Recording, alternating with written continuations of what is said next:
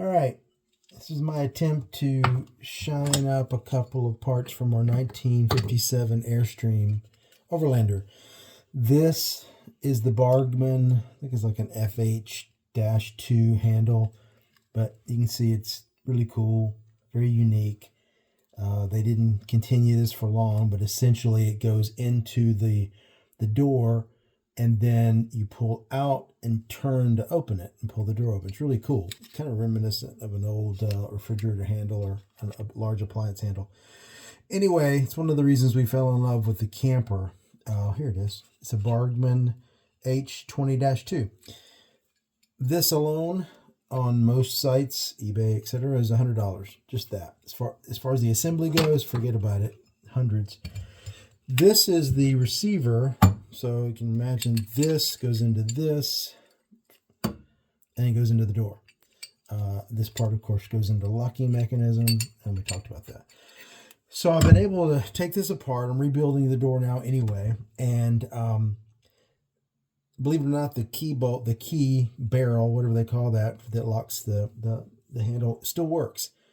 I got it cleaned, lubricated, it's ready to go back in, so I don't have to worry about replacing that. This is still in really good shape, but both of these have this pitting that happens when something's not aluminum, or, I've seen multiple things on the internet to remove that.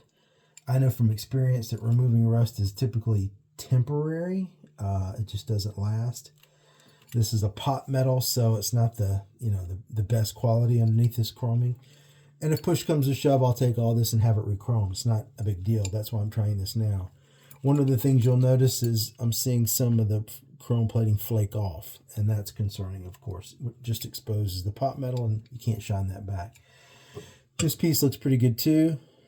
Can't really catch the light in this room, but so I'm going to try this, and if it doesn't work, I'll get it plated. No big deal. So I'm using one of the first of all, let me tell you, I cleaned this up. I soaked it in acetone, then I soaked it in a CLR and cleaned all the components and everything up. The spring looks brand new, and I was going to replace it, and if I can find it, I still will. Problem, it's like $6, but they're impossible to find.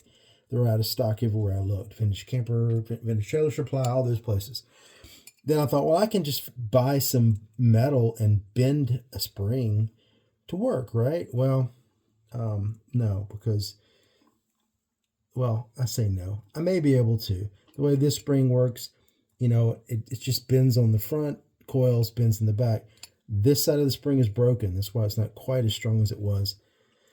I'm still debating if I want to go to the trouble or if I just want to see how well this one will work for as long as it does. Anyway, the technique I'm using is soap, powdered soap, a little water, just to make a slurry. It's, you can tell in there, it's real kind of viscous and soupy. And I'll wet this just so I feel better about rubbing on it. And I have wadded tinfoil. That's what they did online, so that's what I'm going to do. I'm going to go ahead and coat the handle, and I'm dipping the tinfoil in the solution down the bottom of the sink. Well, I saw a guy do a bicycle handlebar, a pair of handlebars. Turned out great, but then everything online turns out great, So I'm going to give this a couple of quick passes to see if there's any improvement. And then probably just go to plan C and get this thing plated.